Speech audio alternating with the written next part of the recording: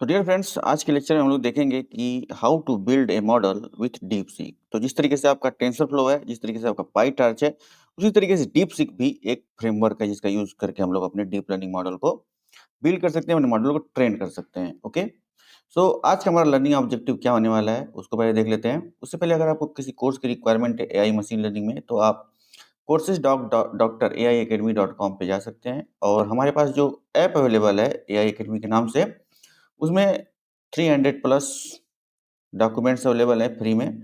आप उन ऐप्स को एक्सेस कर सकते हैं और आप अपना एआई मशीन लर्निंग रिलेटेड जो आपका नॉलेज है उसको अपग्रेड कर सकते हैं। ओके दोस्तों, तो आइए चलते हैं। आज का लर्निंग ऑब्जेक्टिव क्या होने वाला है। By the end of this course you will able to design and train CNN. CNN क्या होता है? Convolutional neural network. जिस तरीके से हमने पाईटर्च का यूज करके, जिस तरीके से टेंसरफ्लो का यूज करके हमने सीएनएन को ट्रेन किया था, वैसे ही डीप सीक फ्रेमवर्क का यूज करके भी हम लोग सीएनएन को कैसे ट्रेन करेंगे इसके बारे में देखेंगे हम लोग। आरएनएन को कैसे हम लोग डिजाइन करेंगे इसके बारे में देखेंगे। और कुछ कस्टम आर्किटेक्चर हम लोग कैसे बनाएंगे using DeepSeek API. Will implement transfer learning with pre trained model. तो ट्रांसफर लर्निंग क्या होता है ये हमने आपको कल बताया था। मतलब इसमें क्या होता है कि हमें अपने मॉडल को बिल्कुल स्क्रैच से ट्रेंड नहीं करना पड़ता है। हम लोग प्री ट्रेंड मॉडल लेते हैं जो ऑलरेडी बिल्ट हो चुके हैं, जो ऑलरेडी ट्रेंड हो चुके हैं। उन मॉडल का हेल्प से हम लोग अपने नए डेटा का क्लासिफिकेशन करवाते हैं, या नए डेटा का हम लोग प्रिडिक्शन करवाते हैं। ठीक है।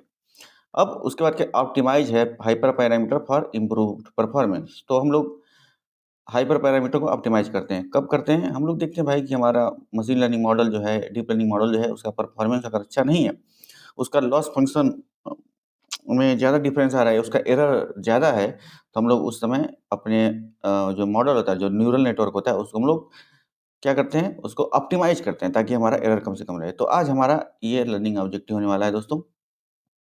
तो चलिए देखते हैं कि सबसे पहला क्या है, मॉडल बिल्डिंग को लेकर हम बात करते हैं।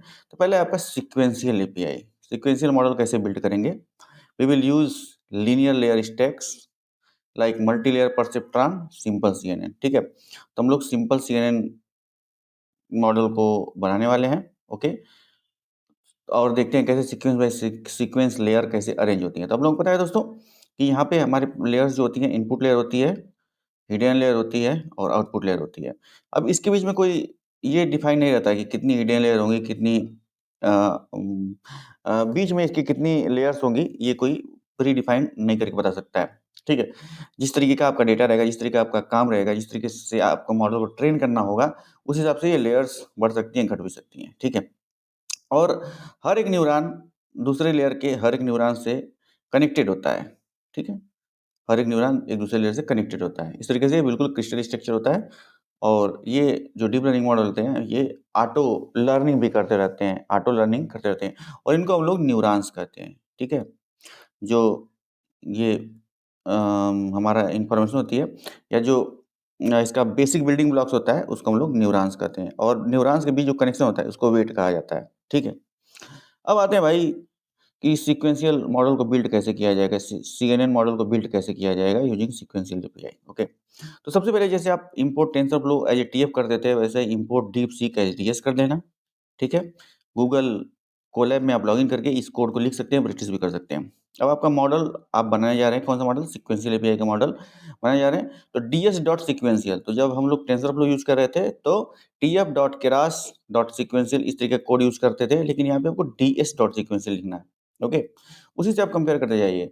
Now ds dot layers dot input. अब आपका इनपुट का कुछ शेप होगा। ठीक है? आप अपने मॉडल्स को कुछ इनपुट देंगे, तो इनपुट लेयर में यहाँ पे आपका इनपुट जाएगा।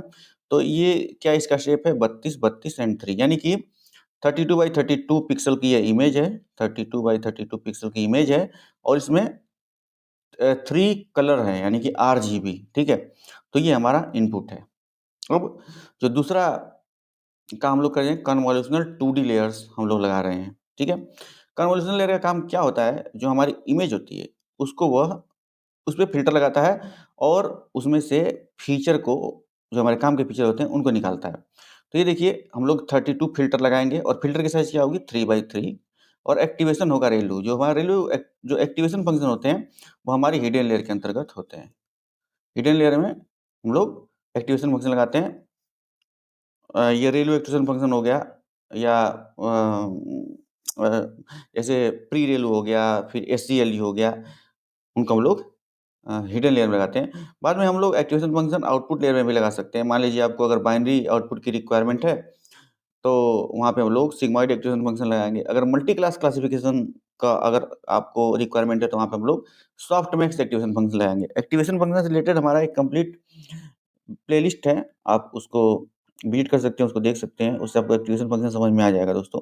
तो आप चाहे डीपसीक पढ़िए, चाहे टेंसरफ्लो पढ़िए, चाहे पाईटार्च पढ़िए, कुछ भी आप पढ़िए, आपको जो प्रोसेस है ट्रेनिंग का डि वो बिल्कुल सेम रहेगा, थोड़ा-मोड़ा उसमें डिफरेंस रहेगा, ठीक है?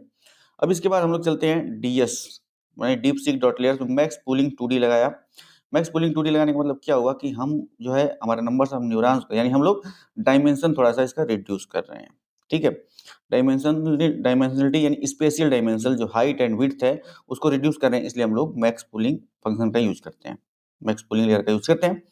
अब इसके बाद हम लोग एक फ्लैटेन आउटपुट चाह रहे हैं। मैक्स पूलिंग में लगाने के बाद हमारा जो कम जो हमारा इन्फॉर्मेशन होगी, वह एक फ्लैट के बिल्कुल यह फ्लैट फ्लैट मोड में ये हमारी इन्फॉर्मेशन फ्लो करेगी, और उसके बाद ये हमारा जो आउटपुट न्यूरॉन है, यहाँ से हमारा क्लासिफिकेशन निकलेगा। ठीक है? तो एक्टिवेशन फंक्शन का यूज़ हम लोग इसलिए भी करते हैं ताकि हम अपने मॉडल में नॉन लीनियरिटी को इंट्रोड्यूस कर सकें। नहीं तो दोस्तों, अगर नॉन लीनियरिटी नहीं होगी, केवल लीनियरिटी होगी, तो हमारा मॉडल लर्न नहीं कर पाएगा। हमारा मॉडल लर्न नहीं कर पाएगा। जैसे इमेज का इन्फॉर्मेशन अगर वो बिल्कुल लीनियर लीनियर टाइप का हम लोग उसको इनपुट देंगे, तो हिडन लेयर में भी लीनियर ही रहेगा, आउटपुट लेयर में भी लीनियर ही रहेगा, और हमारा मॉडल यहाँ पे लर्न नहीं कर पाएगा इफेक्टिवली, चीज़ों को एक्सट्रैक्ट नहीं कर पाएगा, इन्फॉर्मेशन को एक्सट्रैक्ट नहीं कर पाएगा, ठीक है? इसीलिए हम लोग क्या करते हैं, अपने हिडन लेयर में रेलू एक्टिवेशन फंक्शन का यूज़ करते हैं। जो रेलू एक्टिवेशन फंक्शन होता है, उसकी जो रेंज होती है, वो 0 से लेकर के x के बीच में होती है।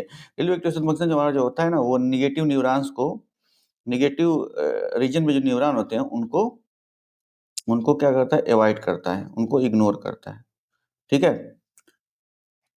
इसके भी बहुत सारे रीज़न हैं, इसके अब बहुत फ़ॉर्मूले हैं, जैसे कि लीकी रेलू क्या होता है, जब हमारा न्यूरॉन डेड हो जाता है, यानी जिन न्यूरॉन का हम लोग यूज़ नहीं करते, वो डेड होता है, तो उनको न्यूरॉन को थोड़ा-सा एक्टिव करने के लिए हम लोग लीकी रेलू का यूज़ करते हैं, ठीक है? तो फिलहाल यहाँ पे आपको समझ में आ गया होगा कि how we will build a sequential model using DeepSeek, okay? ठीक है? अब आगे चलते हैं, आगे थोड़ा-सा देखते हैं क्या है। अब आगे फंक्शनल एपीआई, यहाँ पे हम लोग कॉम्प्लेक्स आर्किटेक्चर बनाने जा रहे हैं।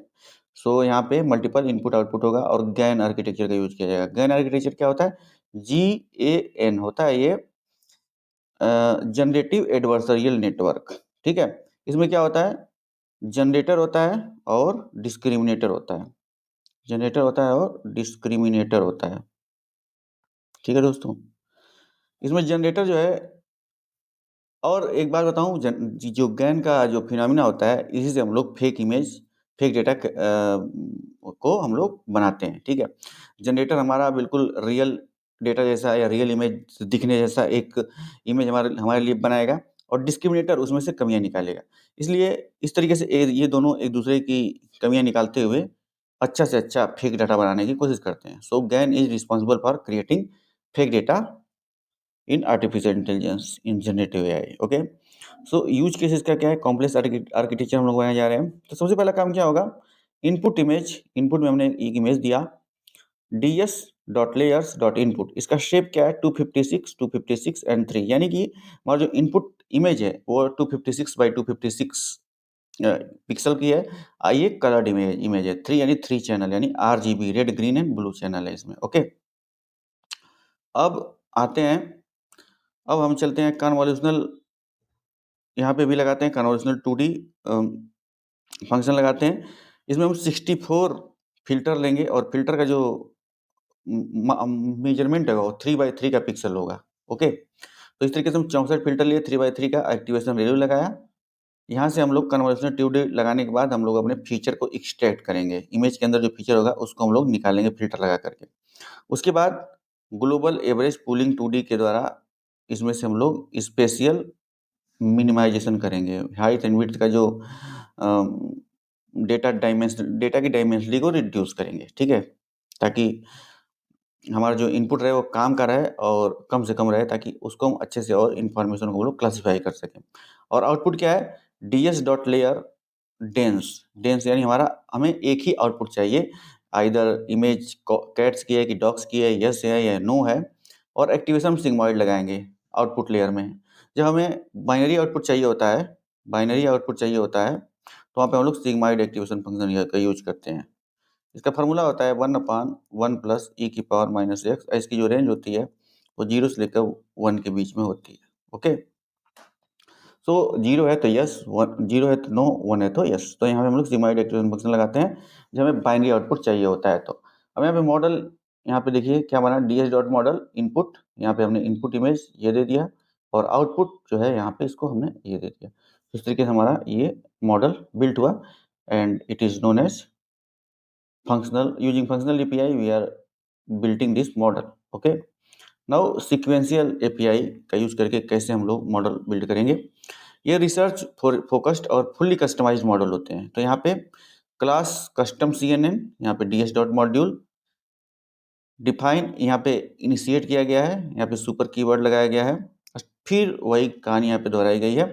सेल्फ डॉट कन्वोल्यूशनल लेयर 1, यहाँ पे कन्वोल्यूशनल 2D लगाया गया है, 32 फिल्टर का यूज किया गया है, 3x3 के ये फिल्टर हैं। Okay, 32 filter. ओके, यहाँ पे 3x3 के फिल्टर हैं। ओके, नाउ यहाँ पे मैक्स पूलिंग 2D का लगाया गया है। क्यों लगाया गया है इस लेयर को?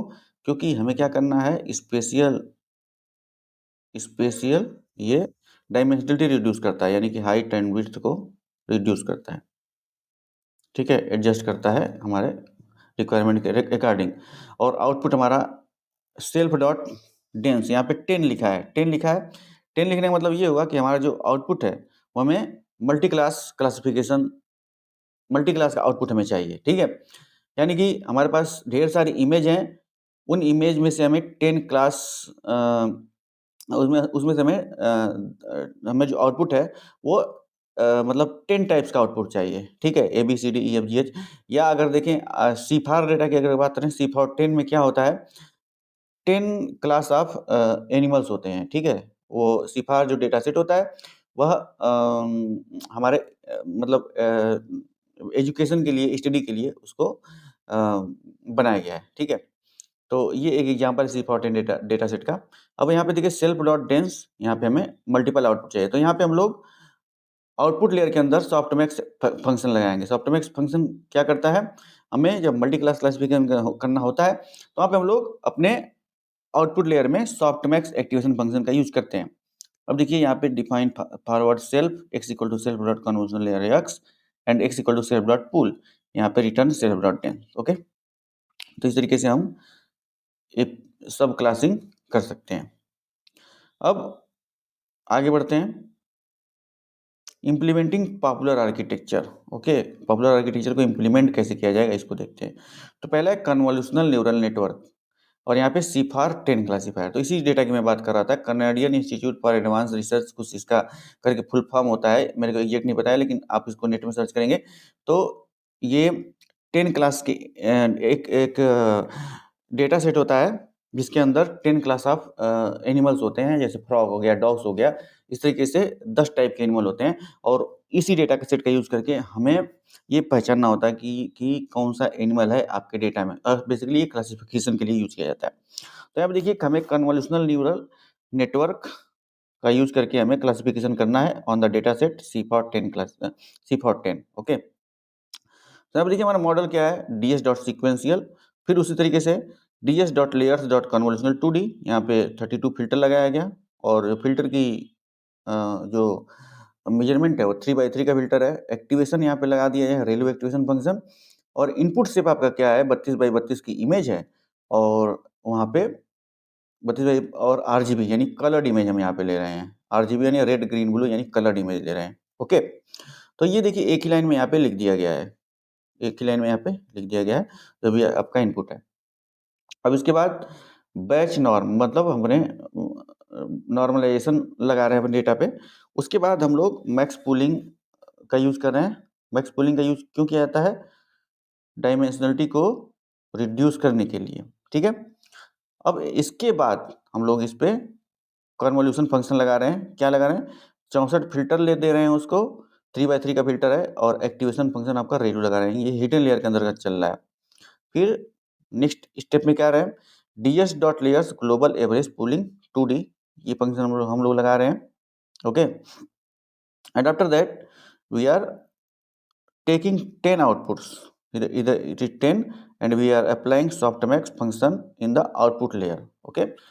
तो softmax फंक्शन का यूज हम लोग मल्टी क्लास क्लासिफिकेशन के लिए करते हैं और यह प्रोबेबिलिटी बेस्ड हमें क्लासिफिकेशन करता है, यानी कि हम एक डेटा देंगे और उसमें से वो प्रोबेबिलिटी फाइंड करेगा कि कि कितना परसेंटेज ऑफ एनी ऑब्जेक्ट होने की कितनी संभावना है, और इसका जो प्रोबेबिलिटी का टोटल जो सम होता है वह 1 के बराबर होता है। मान लीजिए 10 क्लासेज हैं, तो मान लीजिए किसी का 0.1, 0.2, 0.05, 0.07, ये 0.03, इस तरीके से 0.4, तो इन सबका जो सम होना चाहिए ये 1 के बराबर होना चाहिए, ठीक है।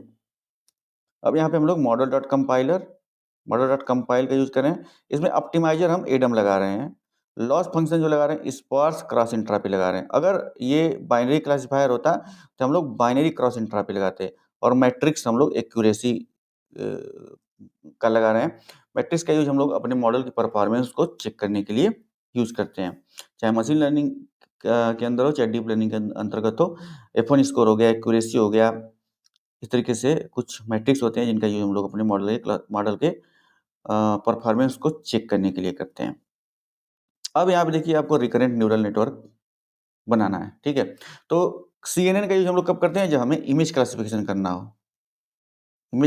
करना हो, ठीक है, तो हम लोग CNN का यूज करते हैं। और RNN का यूज करते हैं जब हमें टाइम सीरीज से रिलेटेड कोई काम करना हो, वेदर फोरकास्टिंग से रिलेटेड कोई काम करना हो, शेयर मार्केट से, स्टॉक मार्केट से रिलेटेड डेटा से रिलेटेड काम करना हो, या सेंटिमेंट एनालिसिस करना हो, तो हम लोग वहाँ पे RNN का यूज करते हैं, ओके। RNN होता है रिकरेंट न्यूरल नेटवर्क, ओके। सो टाइम सीरीज फोरकास्टिंग से रिलेटेड यहाँ पे एग्जांपल दिया गया है, तो यहाँ पे देखिए model equal to ds dot sequential, फिर वही कहानी, LSTM यहाँ पे लगाया गया। LSTM क्या होता है, LSTM ये RNN का बहुत ही इंपॉर्टेंट पार्ट है, इंपॉर्टेंट इसका डेरिवेटिव है। LSTM होता है longest short term memory, okay.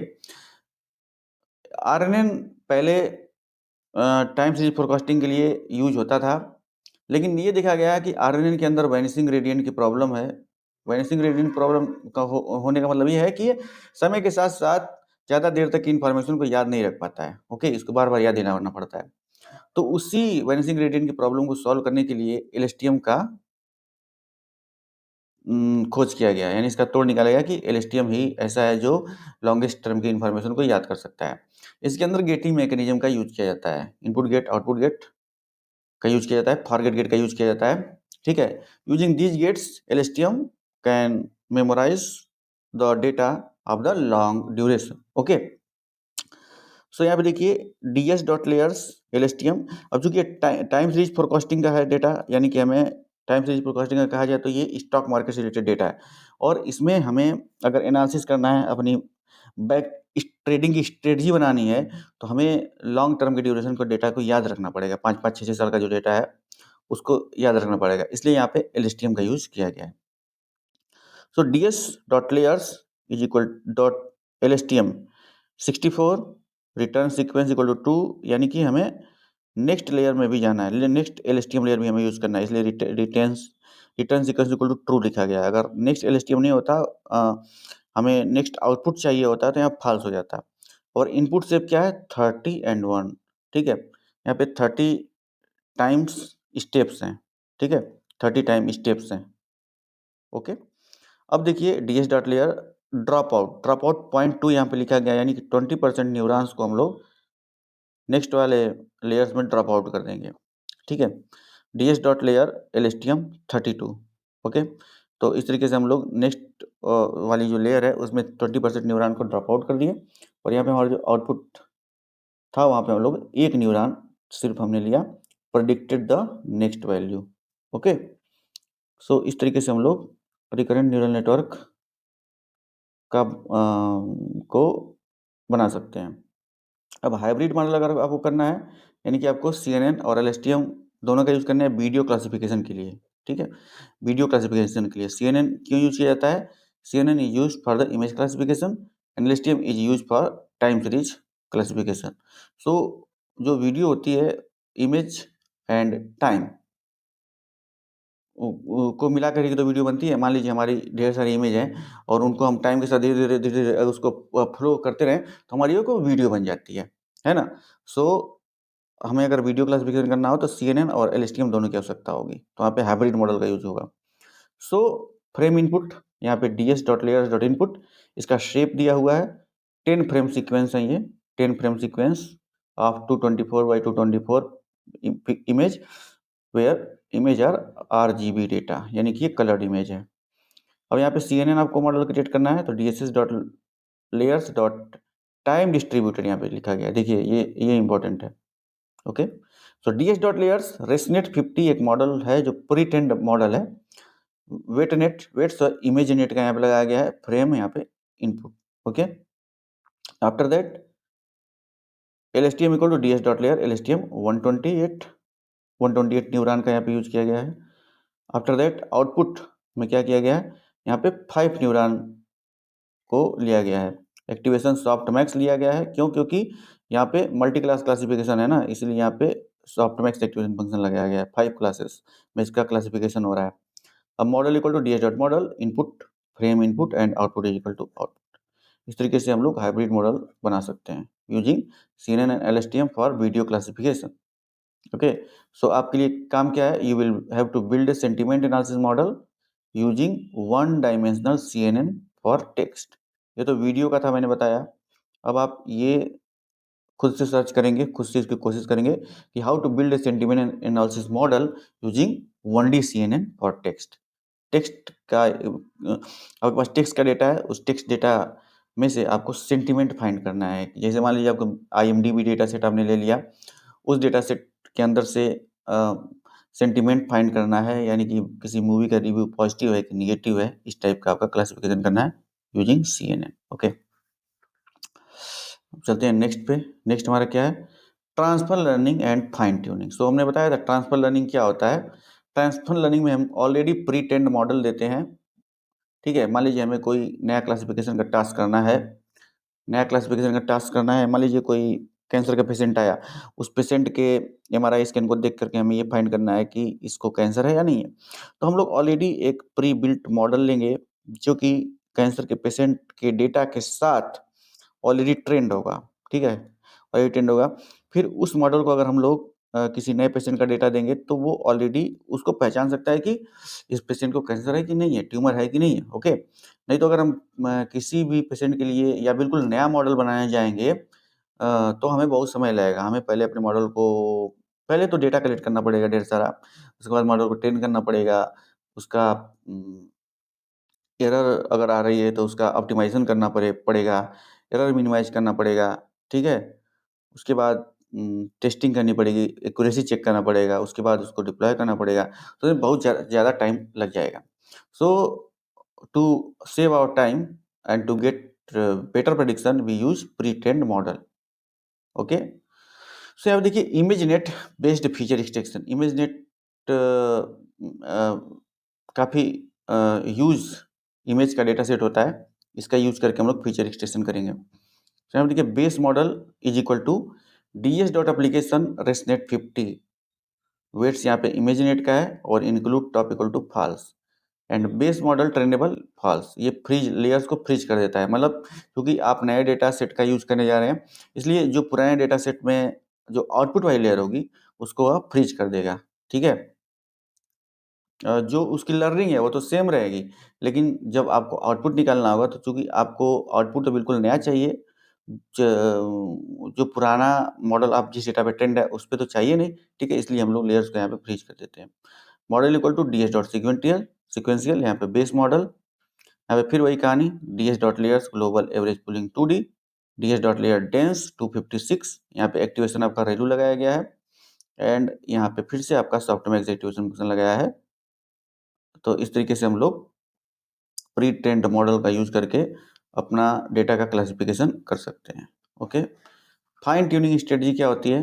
Partial unfreezing. जैसे मैंने बताया कि लेयर को फ्रीज कर देते हैं। तो base model dot trainable equal to true and for layer in base model dot layers unfreeze the last 5 layers. तो यहाँ पे -5 यहाँ पे किया गया है। Layer dot trainable equal to false. Learning rate scheduling, learning rate भी हम लोग डालते हैं। This is hyper parameter. Okay, so optimizer equal to ds dot optimizers dot Adam learning rate 0.001। तो यहाँ पे लर्निंग रेट काफ़ी कम रखा जाता है, 10⁻⁴ या 10⁻⁻2 या 10⁻3, इस तरीके का हम लोग लर्निंग रेट रखते हैं। ओके, मतलब आपका मॉडल सीख कैसे रहा है उसके लिए लर्निंग रेट हम लोग लगाते हैं। ओके, अब हाइपर पैरामीटर का ऑप्टिमाइजेशन कैसे किया जाता है वो देख लेते हैं। सो यहाँ पे ग्रिड सर्च है पहला, grid search. So from DeepSeek dot tuner import grid search. हम लोग क्या करें, हाइपर पैरामीटर की फाइन ट्यूनिंग कर रहे हैं, हाइपर पैरामीटर ऑप्टिमाइजेशन कर रहे हैं। Okay, and tuner equal to grid search model function create model function that build the model. Okay, so using create model we can build the model. अब उसके अंदर क्या क्या पैरामीटर हैं, लर्निंग रेट हमने पास किया और यूनिट्स हमने पास किया, और मैट्रिक्स जो हमने यूज़ किया वो एक्यूरेसी मैट्रिक्स यूज़ किया, और ये हमारा क्या है CV equal to 3, cross validation equal to 3। यहाँ पे ट्यूनर डॉट फिट का यूज़ करके हमने अपने मॉडल को ट्रेन किया और यहाँ पे हमारा उसका आउटपुट आया। Now Bayesian optimisation. So Bayesian optimisation में हम लोग क्या करेंगे, from deep seeker dot tuner import Bayesian optimisation. Tuner equal to Bayesian optimisation model function create model parameter bounds, after that we have given learning rate and max trial equal to 20। so अभी जो हमने study किया उसके हिसाब से आपके लिए ये आप खुद से आप काम कर सकते हैं। हैंड्स ऑन लैब इसमें लगभग आधे घंटे लगेंगे। You have to build and train you have to build a CNN for C410 data set का यूज करके आपको CNN मॉडल को बिल्ड करना है और ट्रेन करना है। Use the sequential API, sequential API का आपको यूज करना है। You have to achieve the 25% accuracy and you have to visualise the training metrics. Okay, तो ये आप काम कर सकते हैं। अब मान लीजिए कुछ प्रॉब्लम आए तो उसको ट्रबल शूट कैसे किया जाएगा। सो अगर मान लो वेनिसिंग ग्रेडियंट की प्रॉब्लम आया तो हम लोग क्या कह रहे थे, RNN का यूज हम लोग कर रहे थे अपने मॉडल को ट्रेन करने के लिए। तो वेनिसिंग ग्रेडियंट की प्रॉब्लम आई तो हम लोग LSTM का यूज करना शुरू कर देते थे, LSTM। ठीक है, सो if issue is related to Venn gradient, so we will use batch normalization or residual connections। Overfitting की प्रॉब्लम आएगा तो we will add dropout L2 regulation या we will augment the data. तो overfitting क्या होती है दोस्तों, हमारा मॉडल ट्रेनिंग डेटा पे अच्छा परफॉर्म करता है लेकिन टेस्टिंग डेटा पे अच्छा परफॉर्म नहीं करता है, तो हम लोग कहते हैं कि there is overfitting related problem in our model. अगर स्लो ट्रेनिंग का मामला है तो विल इनेबल मिक्स्ड प्रिसीजन। ठीक है, मिक्स्ड प्रिसीजन को हम लोगों को इनेबल करना पड़ेगा। ओके, अब कुछ क्वेश्चन है आपके लिए। How to load custom pre trained weights and can DeepSeek model be converted to TensorFlow Lite. ये आप क्वेश्चन है, ये आप खुद से सर्च कीजिएगा, इसको आप खुद से करने की कोशिश कीजिएगा। अब नेक्स्ट मॉड्यूल हमारा क्या है, training and optimisation. Next module में हम लोग देखेंगे how to do training and optimisation of our model, distributed training and mixed precision. हम लोग नेक्स्ट वीक में we will train model on 4 GPU simultaneously. Okay, so आज हमने क्या क्या देखा दोस्तों, DeepSeek support flexible model design via sequential, functional and subclassing API. Transfer learning accelerates development with pre trained model, ये आपको समझ में आ गया होगा। Hyper parameter tuning is streamline with built in tools. Okay, और अगर आपको ज़्यादा इन्फॉर्मेशन चाहिए तो आप डीप सीक के गिटहब रिपॉजिटरी पे जा सकते हैं, वहाँ पे आपको और भी ज़्यादा इन्फॉर्मेशन मिल जाएंगी। और अगर आपको मशीन लर्निंग डीप लर्निंग से रिलेटेड पाइथन के कोर्स चाहिए, प्रैक्टिस के लिए क्वेश्चन चाहिए, तो आप डॉक्टर AI एकेडमी के गिटहब रिपॉजिटरी पे जा सकते हैं और फ्री डॉक्यूमेंट की आवश्यकता है तो यहाँ पे आप डॉक्टर AI एकेडमी का ऐप डाउनलोड कर सकते हैं, जो कि इस लिंक में दिया हुआ है, इस वीडियो के डिस्क्रिप्शन में दिया हुआ है। ठीक है? तो दोस्तों आज के लिए इतना ही। उम्मीद करता हूँ आप लोगों को समझ में आया होगा और फिर मिलते हैं नेक्स्ट लेक्चर में। Till then keep exploring and keep learning machine learning and deep learning.